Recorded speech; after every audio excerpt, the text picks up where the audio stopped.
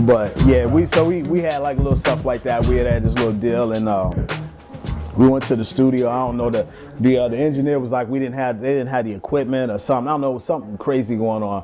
And then at that point, Mark Too Easy was working with this manager named Doc Brown, who was managing like 10 City and doing a whole lot of other people at the time. So then he brought us into the meet down with Doc Brown and say, come on, y'all, fuck this little whack deal or whatever on this West Coast label.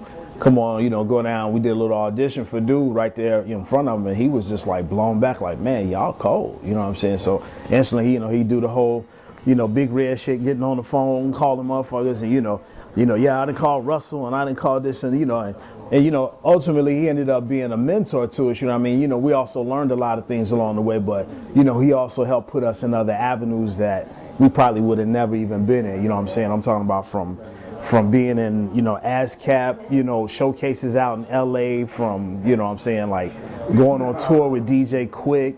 I mean, publishing deals, just all kind of stuff. So, like it was significant, but we also learned a lot of things. And I think that also made us mature in the process of doing all of this hip hop stuff, because we were seeing a whole lot of crazy shit. I'm talking about, being out in hotels. I'm talking about bitches naked, just all kind of crazy. You see artists one way, but when you see them behind closed doors, whoa, the fuck you up. So, but that was a lot of what transpired once we got to that kind of point where we were really doing stuff and was on our way. Spalaneys comes from it's actually Cordell Riff Raff in the group. He's got an uncle, and his name is Mickey. And they used to always call him Mickey Spillane. So I think that's after, I can't remember the actual, I think he's a writer, if I'm not mistaken. So, but they would call him that, so they would just around the neighborhood, they would call him Spalaney. They wouldn't call him Mickey, they'd be like Spalaney. So, every time you look around, you're like, what up? So, and we were trying to think of a name for the group. You know what I mean? At the time, we were just like, man, we need to give it some shit that's like, it kind of sounds stupid, but some shit where people gonna fuck it up, but they gonna fuck it up so much that ultimately they gonna know exactly how to say it, on some crazy psycho shit, and it worked itself out. So then that's what Spalaneys came about. So, then we, Spalaney Mac niggas, Spalaney C Bunch. And first it was C Bunch because it was just three of us in the group, me, Casey, and Cordell, you know what I'm saying? Then with Tonkin, we dropped the C Bunch, like, that shit was kind of corny. It was corny, super corny, matter of fact. So we dropped that, the C Bunch. Yeah, that shit was corny. That was a corny ass name y'all had, man. Nigga, don't let me start telling your old rap names. We cool, G. All right, brother. All right. We good. Look, can't finna bust you out. Man, I mean, we were the shit. I mean, I'll be honest, it wasn't not a place that we went. We got rock style motherfucking treatment. We went to the clubs. It was 30, 40, 50, 60 motherfuckers coming behind us. If it was people outside who couldn't get in the club, they send one of us in, and instead of bringing one in, be 10 more coming in. So that's how our following was, and that was the whole Elements of Nature. We had motherfuckers talking about Elements of Nature that we didn't even know. You know what I'm saying? So that's why the whole phenomenon was going. Every time we do shows, it'd be Rubber Room, it'd be Spalaneys, you know what I'm saying? It'd be Verb, it'd be, you know what I'm saying, Kinetic Order, it'd be Indigenous Theory, you know what I'm saying? Underground Solution, you know what I'm saying? Any of them cats, you know what I'm saying? Like the shows was just like completely and totally bananas. And I'm high, I forgot what was the question. Underground Solution, that's the one that's the group I forgot. Butchie. Butchie. Yep. Yeah, man, make sure you mention that. Butchie, big up to Butchie, Fade of 5. I think it's kind of the same thing that Tone said. Cats just kind of, anybody can sit and say, okay, well, Chris did this, or Tone did this, or Cordell did this, or, you know what I'm saying, Casey did this. But that wasn't even it, you know what I'm saying? We all had the mutual respect, like, nigga, you grown. If you got shit to take care of, take care of the crib first. You know what I'm saying? You can't be solid with this if you can't be solid with yourself. You know what I'm saying? So, and I think in that whole midst of it, you know, I continue to do the things that I was doing. Tone, you know what I'm saying? So it was never, I don't really think it was anything that in particular I was like, oh, we said, it was never even a point where we was just like, oh, we all quit. We never officially said we even broke up. So it ain't never even been like, you know what I'm saying? Like we all talk and be like, you know, yeah, we're gonna get together, get in the studio, but niggas is grown. You know what I'm saying? You got to take care of the bills first. You know what I'm saying? So, but in doing that, you know what I'm saying? This how Tone take care of the bills. You know what I'm saying? Me, that's how I take care of the bills. That's what I do. You know what I'm saying? That's what I've been doing, and I can't do shit different. You know what I'm saying? That's what I'm gonna do. You know, so I think ultimately it wasn't a matter of people breaking up. It was just a matter of maturing. You know what I'm saying? So we got a great catalog of music. You know what I'm saying? We still got motherfuckers to this day be hitting us up, man. Can we get this? Can we get that?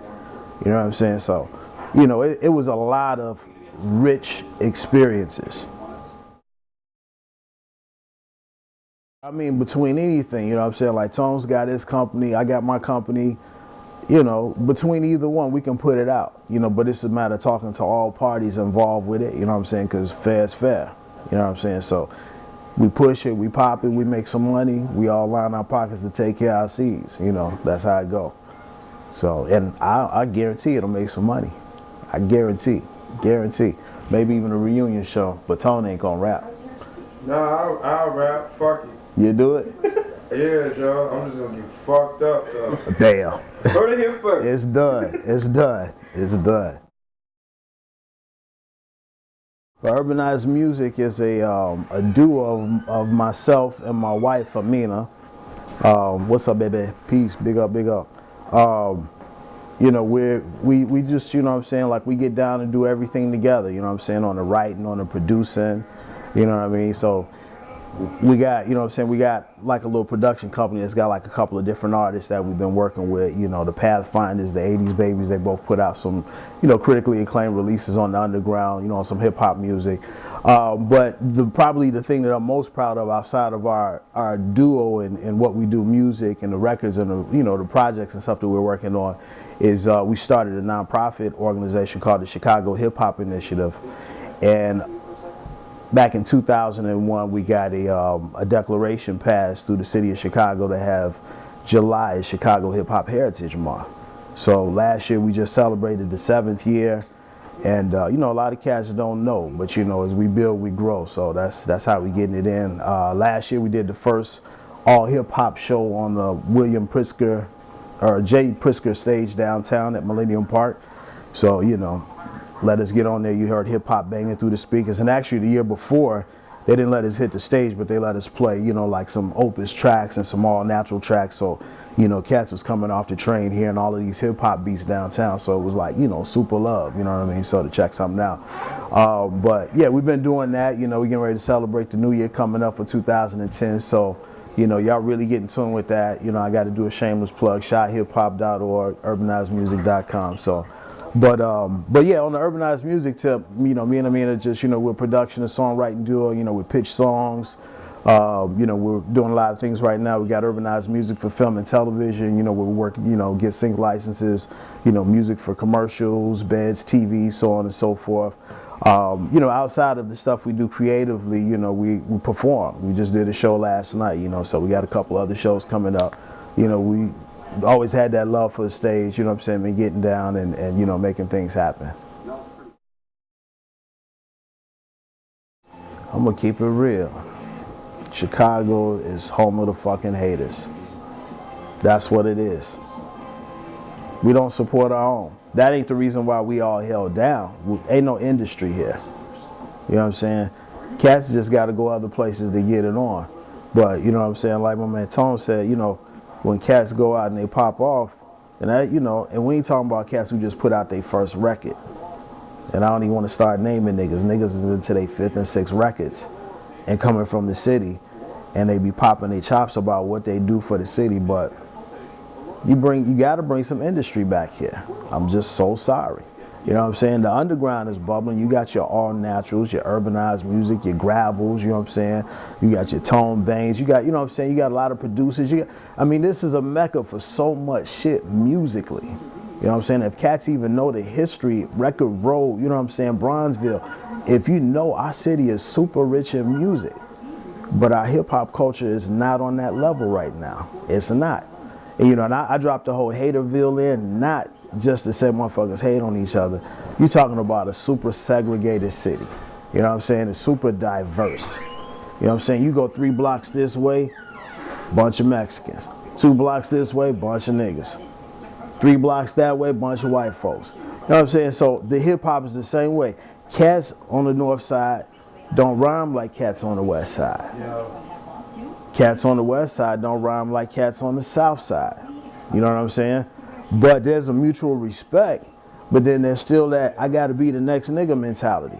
You see what I'm saying? So, you know, every time they was talking about, oh yeah, they finna bring a Def Jam Midwest here, or this, that shit came and blew up because they know just as well as we know until we start creating our own commerce here with our own hip hop.